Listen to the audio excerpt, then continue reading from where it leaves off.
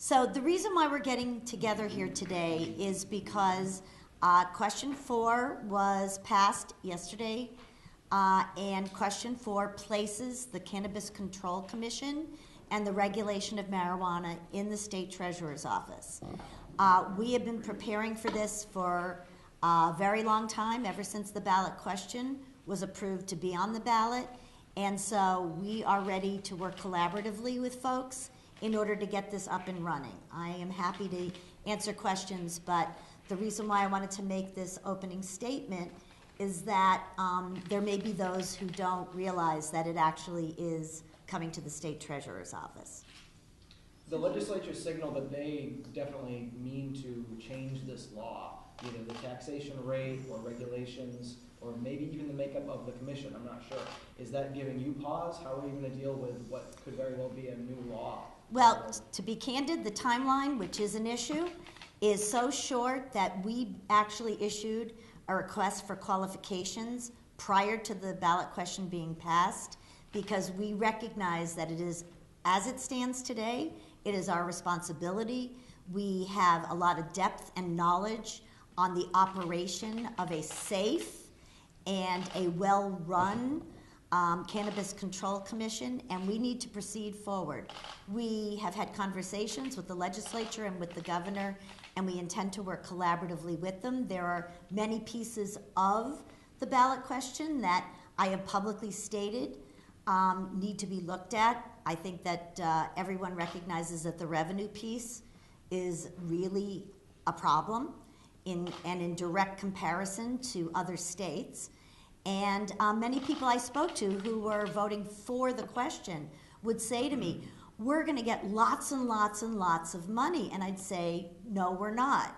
And this is the reason why. And so it's something that people actually, when I've spoken to them, recognize probably does need to be changed. So that's something I think that the legislature will be looking at. As I mentioned, the timeline is a tough one. The issues around homegrown and edibles, which would be regulated, edibles would be regulated under the Cannabis Control Commission. If the legislature doesn't address that issue, it is allowed to be done. Would you want the legislature to change those deadlines that are in the ballot law, the October 2017 deadline to accept applications, and then the October 2018 application deadline? Well, I think that we really need to be reasonable. This is about the will of the people, and I take that very, very seriously. But if you think about it in the context of how long, even if you own a private business, how long it takes to get up and running, some of those deadlines are pretty tough. I mentioned the RFQ. We will not have information till January or February. The RFQ is to create the entire IT backbone from seed to sale. When we get all that information back, they may say to us, we can't do this and have you up and running by October to take in applications. I think some of the other deadlines that folks need to think about is the December 15th one. I think there are people who believe there will be stores open on December 15th. And of course, that would not be the case. And one of the things the legislature might want to think about is if all applications come in at the same time, people may be applying for stores, but there are no labs, there are no products. And so whether we want to layer in the type of applications that get processed so that there is a smooth operation of implementation. So would you want to see the legislature move those deadlines further away? I believe that we will need more time, and I think we'll be better informed about that when we get the responses to the RFQ. Treasurer, there's been conversations with people who could serve as commissioners. Have you gone down that road yet of actually consideration of who could sit on this board and oversee this? We've looked at the type of skill set that we would be interested in seeing on the Cannabis Control Commission. There are some people out there who have experience. One of the requirements is that someone has experience on issues around marijuana. We will definitely be looking at those that do. And we also recognize that you need a skill set that understands how to operate across the executive offices. so many of the executive offices have to be engaged. Public safety, public health, the Department of Agriculture, and it all has to be internal because marijuana is still illegal on a federal level. So how the Division of Banks deals with this is essentially a cash business, which can impact individual banks in terms of their federal laws. There are a lot of complications, and why I myself have been saying for several months that this is a more complicated issue than can be directly regulated by a ballot question. So if December 15th is unrealistic, what do you think might be realistic for stores? Well, no, December 15th For is stores. not for stores. Right. December 15th is solely for homegrown, and that you can possess marijuana. That is all that the December 15th date deals with. So stores might be when? Realistic. Stores realistically are not until 2018. And that's by the present timeline. If there is actually product available for the stores at that time, because the licenses for the labs will also, and the facilities will also go out at the same time. So if you could change one major thing about the way the question is written, what would that one thing be? Revenue. Why? Because this is beginning a new commission with absolutely no startup revenues. If you want to compare it, for example, to the Gambling Commission, it required almost $20 million to do that. But we have no anticipated revenues to support this effort just for the commission. Then all these executive offices that I've mentioned and local public safety and zoning will all have additional costs. If you have people doing homegrown in your community beginning December 15th, local public safety officials will be concerned about that, for example. And those are all going to cost the local communities and the state money. Our excise tax rate, when you want to compare apples directly to apples, by the ballot question is 3.75%. Washington State, 37%. If we add in our sales tax, which is 6.25%, Washington State's is 6.5%. Those are big differences in numbers, and they have about 454 retail outlets, and yet they still do not have $200 million in revenues to the state. This is an interesting business dynamic. They have no homegrown, so they do push customers into the stores. That's where you get the revenue that can be used across the state for public services. And as I said, as we start up, there will be costs. So the timeline is part of that. And you asked me for only one thing, but the timeline is critical. We're going to get this right. We want the public to feel safe. And that's why I also mentioned edibles, because I think edibles, almost more than anything, concerned parents.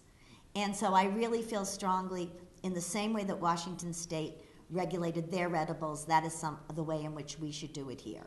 So what's the, I guess, the biggest issue you see with the timeline? Because some supporters argue that this timeline is similar, has been similar as it has been in other states. Other states did not have to start from scratch, and they had allocations. It was extensions of other things that they were doing. And, by the way, many of them feel that there were a lot of lessons learned and a lot of mistakes made. I'd like to see this done right from the very beginning. I want to ask you about the sources of marijuana. So medical marijuana, there obviously it's legal here in Massachusetts. Do you foresee having separating the sources of medical marijuana and those who would sell? There will definitely be cultivators here in Massachusetts there's more money to be made in recreational marijuana. And in fact, I think that's one of the concerns of the medical marijuana community, that people will put more effort into being suppliers for recreational marijuana. So do you think suppliers are just going to stop selling for medical marijuana use? It's a different market, and there is much more money to be made in recreational. So as a business person, I can tell you that I don't think a grower would make a choice to supply to a be able to sell for less. Treasurer, are there any lessons you take from the medical marijuana rollout? I mean, obviously that was years behind, and I realize it's under a different agency, which, I don't know if that's also awkward. They have medical marijuana operating under the executive branch while you guys oversee recreational marijuana. I think the lesson learned is why I'm recommending an extended timeline. I think that we have learned that it is extremely complicated, and with recreational involves even more agencies and more concerns for public safety. But what we also found is that overwhelmingly, and I voted for medical marijuana myself, people believe in it. I do, very much so. And yet when you got right down to the local level, a lot of people did not want it in their neighborhood or in their local community.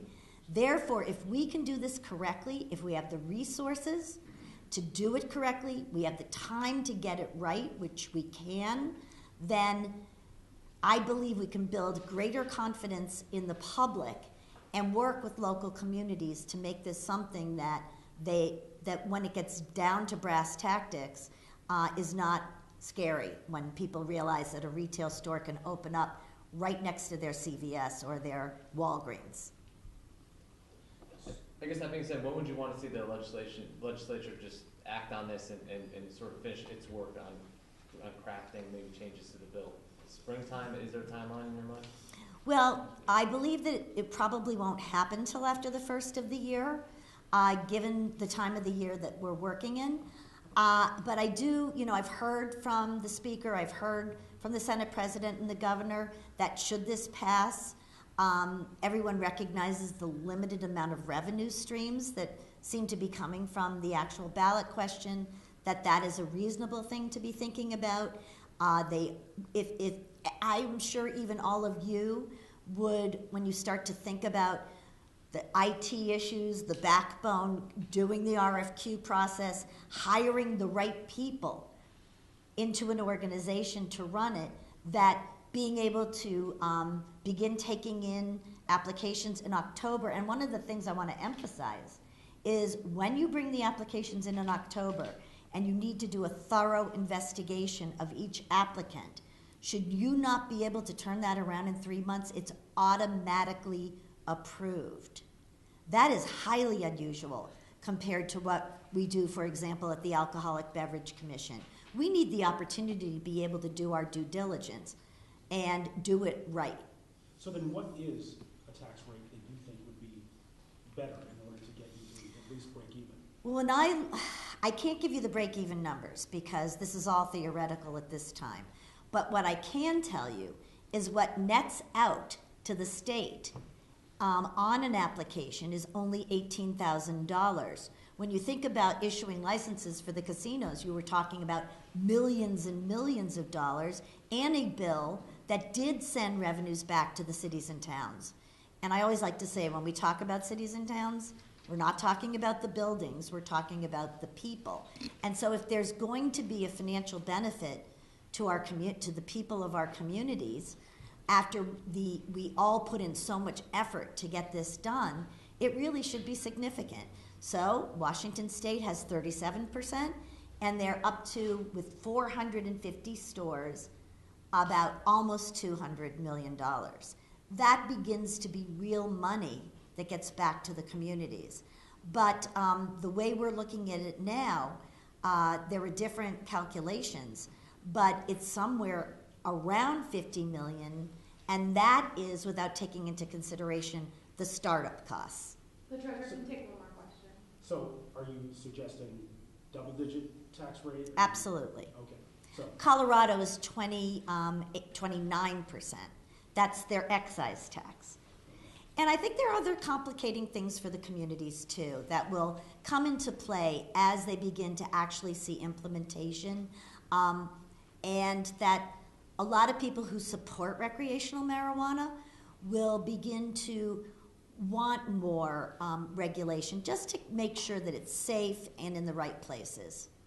Just to clarify, you said 50 million, that's startup cost that you see? No, I didn't. Sorry, what do you mean by 50 million? There are different predictions on what kind of revenue we would see. Sorry about that, okay. Right. Okay. Annually, 50 million annually in order to maintain. I believe that the Senate came up with a figure there. They saw 50. The proponents are a little over 100, but it's very vague, and it's dependent on the number of licenses issued and the actual operations that open. So you don't have an idea of startup cost then for what it costs to just get this commission and everything? We know that for Washington State, who had it in an existing agency, they had $5 million to start up with. We're looking at what it actually cost here in Massachusetts to do the gambling commission, which was $20 million. They thought originally 15, and it became 20. So we know it's something in the middle. So is it safe to say that two of the main recommendations you would make is to extend the implementation of this, deadlines, either? I don't think there should be rigid deadlines. I think we should take the time to do this correctly. And also a double-digit tax rate instead of the 3.75? Yes, absolutely. Okay. Do you see any implications with the federal government in any way? Obviously, President Trump now is going to appoint a new DOJ. Obama's, Attorney General has been a little bit more lenient on marijuana as more states have legalized it. Do you see any implications as we go forward? I couldn't really speculate on that. Thank you. Thank you. Thank you, Treasurer. Thanks.